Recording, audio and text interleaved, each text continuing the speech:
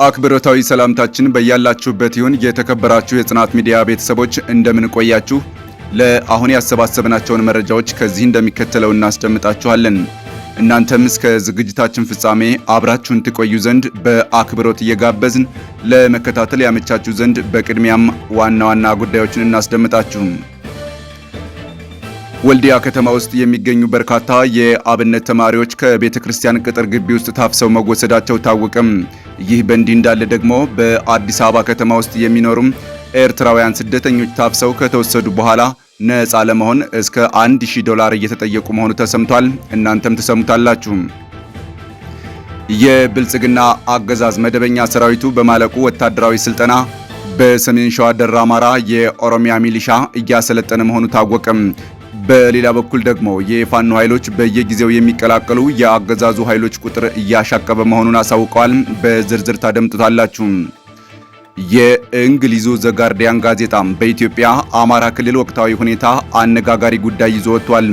የብልጽግናው አገዛዝ አማራንና ኢትዮጵያውያንን በግልጽ ክዷን ብሏል። ሌላኛው መረጃችን ነው፣ የምታደምጡት ይሆናል። የአማራ ክልል የአገዛዙ ስርዓት አስፈጻሚ አቶ አረጋ ከበደም የሞርተር ጥቃት ተፈጸመባቸው። ይህ በእንዲህ እንዳለ ደግሞ በክልሉ በጎጃም ቀጠናዎች ህዝቡን በማስገደድ ሊታሰቡ በነበሩ የብልጽግና ስብሰባዎች ላይ ፋኖ መብረቃዊ ጥቃት በመፈጸም ከፍተኛ አመራሮች ስብሰባቸውን ለመበተን ተገደዋል። አንዱ የመረጃ አካላችን አድርገን ይዘነዋል። በመረጃ ጥንቅራችን ትሰሙታላችሁ። የተከበራችሁና የተወደዳችሁ የጽናት ሚዲያ አድማጭ ተመልካቾቻችን አብራችሁን ስትቆዩ እነዚህንና ሌሎች አጫጭር መረጃዎችን የምትሰሙ ይሆናል። መልካም ቆይታ ይሆንላችሁ።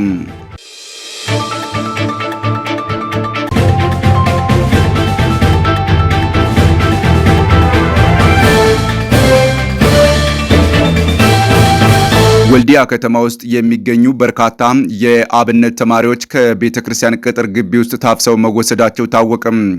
ይህ በእንዲህ እንዳለ ደግሞ በአዲስ አበባ ከተማ ውስጥ የሚኖሩ ኤርትራውያን ስደተኞች ታፍሰው ከተወሰዱ በኋላ ነፃ ለመሆን እስከ $1000 እየተጠየቁ መሆኑ ተሰምቷል። በቅርብ ወራት በበርካታ ከተሞች ውስጥ ወጣቶች ከየመንገዱና ከስራ ቦታ እየታፈሱ ለስልጠና ወደ ካምፕ እየገቡ እንደሆነ በተደጋጋሚ ያወጣናቸው መረጃዎች ጠቁመዋል። አሁን ከወደ ወልዲያም የደረሰን መረጃ እንደሚጠቁመው በርካታ የአብነት ተማሪዎች ባለፈው ሳምንት ከቤተ ክርስቲያን ቅጥር ግቢ ውስጥ ታፍሰው ተወስደዋል። ስልካቸውን ከተቀሙ በኋላ ባሳለፍነው ሳምንት በሚሊሻዎች የተወሰዱት የአብነት ወይም የቤተ ክርስቲያን ተማሪዎቹም በወልዲያ ከተማ የሚገኘው የቲንፋዝ ደብረ በረከት ቅዱስ ጊዮርጊስ ቤተ ክርስቲያንና የሌሎች ቤተ ክርስቲያኖች ተማሪዎች መሆናቸው ታውቋል። ቤተ ክርስቲያኒቱም ተማሪዎቹ እንዲለቀቁ በደብዳቤ ብትጠይቅም እስካሁን ምላሽ አልተገኘም። አፍነው የወሰዱት የሚሊሻ አባላቱ በወሰዱት በእያንዳንዱ ተማሪ 7000 ብር እየጠየቁ ይገኛሉ በማለት አንድ ስም አይጠቀስ ያሉና ጉዳዩን በቅርበት የሚያውቁ ምንጮቻችን ጠቁመዋል። ሚዲያችን የደረሰው ተጨማሪ መረጃ እንደሚያሳየው ታግተው የተወሰዱ ተማሪዎች ከቲንፋዝ ደብረ በረከት ቅዱስ ጊዮርጊስ ደብር 3 እንዲሁም ከፒያሳ መንበረ ንግስት ቅድስት ኪዳነ ምሕረት ደብር 5 ከተማው ውስጥ በሚገኙ ሌሎች ደብር የሚማሩ 15 ናቸው። በአጠቃላይ ከ23 በላይ ተማሪዎች ተወስደዋል። አሁን ላይ በከተማው ውስጥ በሚገኝ አንድ ቀበሌ ውስጥ ታስረው እንደሚገኙ ከቤተ ክርስቲያን አካባቢ ሰምተናል በማለት ሌላኛ የከተማው ነዋሪ ተናግረዋል። ባሳለፍነው ሐሙስ ከተያዙት ተማሪዎች መካከል አንደኛው አርብ ዕለት ለማምለጥ ሲሞክር ከሚሊሻ በተተኮሰ ጥይት ተመቶ ከፒያሳ ወደ ትንፋዝ በሚወስደው መንገድ ላይ ሕይወቱም ማለፉ ታውቋል። ሌላኛው የአብነት ተማሪም ለማምለጥ የቻለ ሲሆን ሕይወቱ በአገዛዙ ተላላኪ ሚሊሻ የተቀጠፈው ወጣት ግን ቃሊም አካባቢ የመጣ ወጣት እንደነበር ለመረዳት ተችሏል። ተማሪዎቹም ወዴት ይሄዱም ገጠር ቤተክርስቲያን ጋር ሲሄዱም ፋኖ ይወስዳቸዋል፣ ከተማ ሲሆኑ ሚሊሻ ይወስዳቸዋል። ፖሊሶች ሲጠየቁ እኛ የለንበትም የምናውቀው ነገር የለም ይላሉ በማለትም ምንጮቻችን ተናግረዋል። በሌላ በኩል በአዲስ አበባ ከተማ ውስጥ የሚኖሩ ኤርትራውያን ስደተኞች ታፍሰው ከተወሰዱ በኋላ ነፃ ለመሆን እስከ $1000 እየተጠየቁ መሆኑን ሚዲያችን ከተያዙ ቤተሰቦች ሰምቷል። ካሁን ቀደም ወጣቶቹን የደህንነት ስጋት ነው አጣርተን እንለቃለን ብለው ይለቋቸው ነበር። አሁን ግን እስከ $1000 እየተጠየቅን ነው። ገቢው ለማን ነው? ምክንያቱስ ምንድነው? ፖሊስ ጣቢያዎች በገንዘብ ሊቀጡ ይችላሉ ወይ? የሚቀጡትስ በዜግነታቸው ነው ወይ በማለት ጥያቄ ያቀርባሉ። በተመሳሳይ በአዲስ አበባ በአዲሱ ሸገር ሲቲ ፉሪና ኬንተሪ አካባቢ ወጣቶች እየተያዙ የቀድሞ ፍጹም በላይ ሆቴልና ወጣቶች ማዕከል ውስጥ እየታሰሩ መሆኑም ታውቋል። ብዙዎች ከክፍለ ሀገር ስራ ፍለጋ የመጡ መሆናቸው የታወቀ ሲሆን ቤተሰብ ለማስለቀቅ ከ30 ሺህ ብር እስከ 50 ሺህ ብር እየተጠየቁ መሆኑን ተሰምቷል።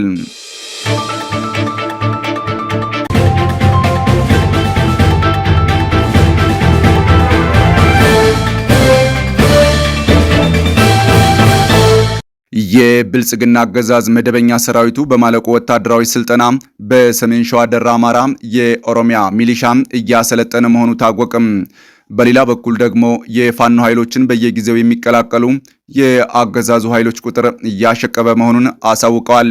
ሽንፈቱን እየተከናነበ ያለው አገዛዙም ስልጣናችን ልናጣ ከጫፍ ደርሰናል በማለት የኦሮሚያ ሚሊሻ የሚያሰለጥነው አማራ የሚባል ማህበረሰብ ለማጥፋት ሌት ከቀን እየሰራ ቢሆንም የአማራ ሚሊሻ አድማ ብተና እንዲሁም በመከላከያ ውስጥ የሚገኙ የአማራ ልጆች አሁንም ሳይነቁም ለሌላ የማይመለከታቸው መስዋዕትነት እንዳይከፍሉም ጥሪ ቀርቧል። የአማራን ሕዝብ ከጥቃት ለመጠበቅ ወደ ቀልባችሁ ተመለሱ የተባለም ሲሆን ፋኖን በመቀላቀል የዘር መጥፋት የታወጀበትን ሕዝብ ታደጉም፣ ራሳችሁንም ተከላከሉ በማለት ከአማራ ኃይሎች ጥሪም ቀርቧል። በሌላ በኩል ደግሞ አገዛዙ በአማራ ሕዝብ ላይ የሚፈጽመውን ግፍ የተቃወሙ ወታደሮች ከነሙሉ ትጥቆቻቸው ፋኖን ተቀላቅለዋል። በማዕከላዊ ኢዝ 104ኛ ኮር 16ኛ ክፍለ ጦር ሁለተኛ ሬጅመንት አባል የነበሩ 4 ወታደሮች አገዛዙ በሕግ ማስከበር ስም በአማራ ሕዝብ ላይ የሚፈጽመውን ግፍ በመቃወም ከነሙሉ ትጥቃቸው ከስምሪት ቀጠናቸው በመጥፋት በአማራ ፋኖ ብሔራዊ ኃይል አፋባሃ ምስራቅ አማራ ቀጠና ሚኒሊክ እዝ ላስታም አሳምነው ኮር ስር የምትገኘው ጥራሪ ክፍለ ጦርን ስለመቀላቀላቸው ክፍለ ጦሩም በህዝብ ግንኙነት መምሪያው በኩል ለጽናት ሚዲያ በላከው መረጃም አስታውቋል። ፋኖን የተቀላቀሉ ወታደሮቹም መከላከያ ሰራዊቱ ውስጥ የብሔር ግጭት እያየለ መምጣቱንና በቅርቡ ሙሉ ለሙሉ ወደሚፈርስበት ደረጃ እየተሸጋገረ መሆኑን ጠቅሰዋል። በተለይ በሰራዊቱ ውስጥ የአማራ ተወላጆች ከፍተኛ የሆነ ስቃይና ግፍ እየደረሰባቸው ስለሆነ ሁሉም አማራ የሆነ የመከላከያ ሰራዊት አባል ፋኖን በመቀላቀል አገዛዙን በመታገል አማራው እየደረሰበት ያለውን የብሔር ጭቆና እንዳስቆም ሲሉም ጥሪ አቅርበዋል። ወታደሮቹ አክለውም በአገዛዙ ውስጥ የሰራዊት ያለው አባል ተስፋ የቆረጠና ውጊያን የጠላ ነው፣ በዚህም አገዛዙ ከፍተኛ ስጋት ውስጥ ገብቷል ያሉ ሲሆን የፋኖ ትግልም በተለይ አንድነት ላይ መስራት ከተቻለም በቅርቡ አገዛዙን መጣል እንደሚቻል አስተያየታቸውን ሰጥተዋል።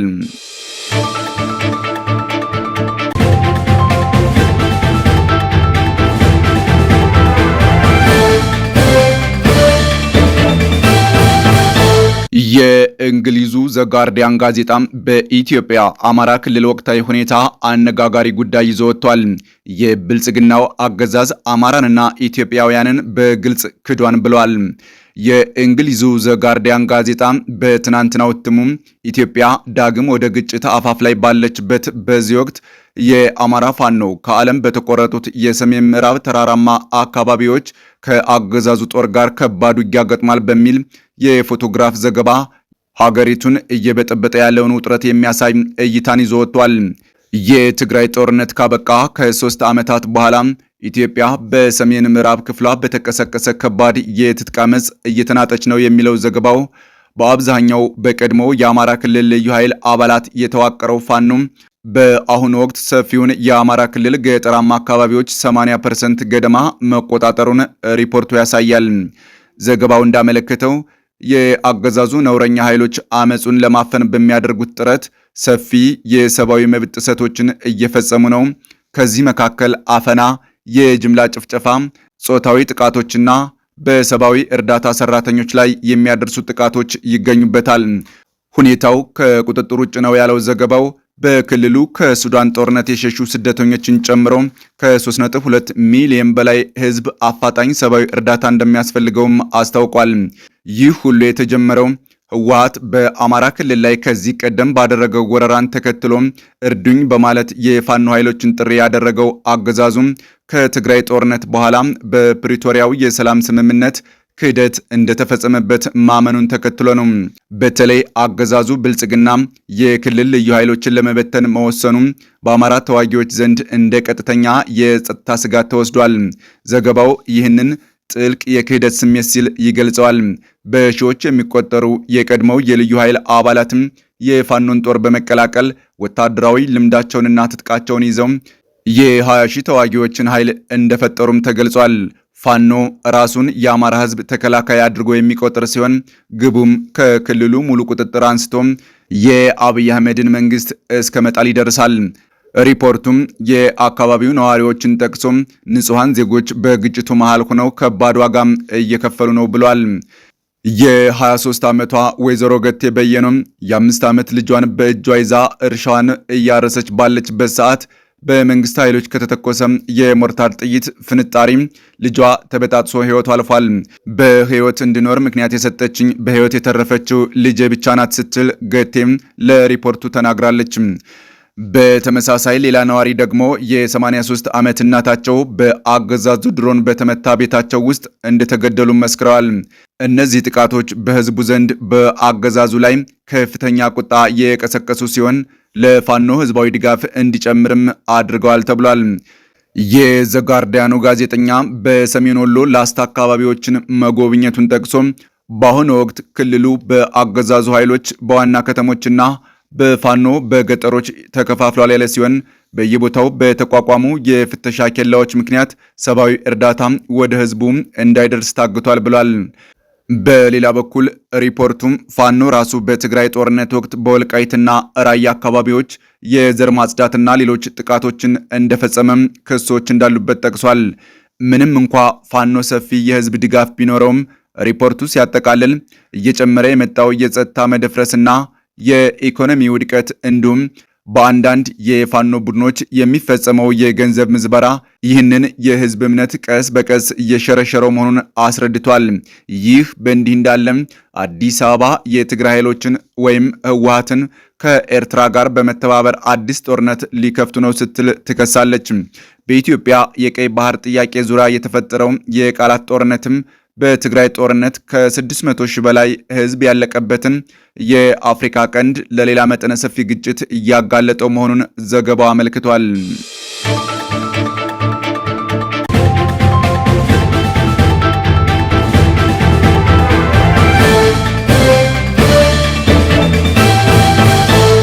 የአማራ ክልል የአገዛዙ ስርዓት አስፈጻሚ አቶ አረጋ ከበደም የሞርተር ጥቃት ተፈጸመባቸው። ይህ በእንዲህ እንዳለ ደግሞ በክልሉ በጎጃም ቀጠናዎች ህዝቡን በማስገደድ ሊታሰቡ በነበሩ የብልጽግና ስብሰባዎች ላይ ፋኖ መብረቃዊ ጥቃት በመፈጸም ከፍተኛ አመራሮች ስብሰባቸውን ለመበተን ተገደዋል። ከኦሮሚያ ብልጽግና ጋር በመተባበር የአማራ ህዝብ ላይ ዘር ማጥፋት እየፈጸሙ ያሉት አቶ አረጋ ከበደና ስብስቡ ከፍተኛ ጭንቀት ላይ ያለው አለቃቸው አብይ አህመድ የሰጣቸውን ተልዕኮ ይዘው ትናንት ህዳር 22 2018 ዓ.ም በአዋበል ወረዳ ሉማሜ ከተማ ከመግባታቸው ነው የሞርተር ጥቃቱ የተፈጸመባቸው። የአረመኔው ስርዓት ካድሬዎችን ጨምሮ አረጋ ከበደ በተገኙበት የሉማሜ ከተማ ነዋሪዎችን በማስገደድ ሊያደርጉት የነበረውን ስብሰባ ላይ በተደረገ የሞርተር ጥቃት የአረመኔው ካድሬዎች ስብሰባውን አቋርጠው ወደ ደብረ ማርቆስ ከተማም ፈርጥጠዋል። በሉማሜና አካባቢው ህዝብ ላይ የሐሰት ትርክት በመንዛት ትግሉን ለማጠልሸት አቅደው የሚንቀሳቀሱት የአረመኔው አገልጋይ ካድሬዎችን ኢላማ ያደረገው የ206ኛ ኮር 34ኛ ክፍለ ጦር የሞርተር ጥቃት ከተፈጸመ በደቂቃዎች ውስጥ ስብሰባውን አቋርጠው የፈረጠጡ ሲሆን ስብሰባው ያለምንም የሐሳብ ልውውጥና ዲስኩር ተበትኗል። አቶ አረጋ ከበደም አብዱ ሁሴንና ሌሎች ካድሬዎችና የ602ኛ ኮር አዛዦች በተገኙበት ሊደረግ የነበረው ስብሰባ አዳራሹም በትርምስ የተዋጠ ሲሆን የጥላትን እቅድን በተገቢ ሁኔታ ማምከኑን የ206ኛ ኮር አስታውቋል። የተከበራችሁና የተወደዳችሁ የጽናት ሚዲያ ቤተሰቦች ለአሁን ያሰባሰብናቸው መረጃዎቻችን እነዚህን ይመስሉ ነበር። በሌላ የመረጃ ጥንቅር እስከምንገናኝ መልካም ቀን ይሁንላችሁ።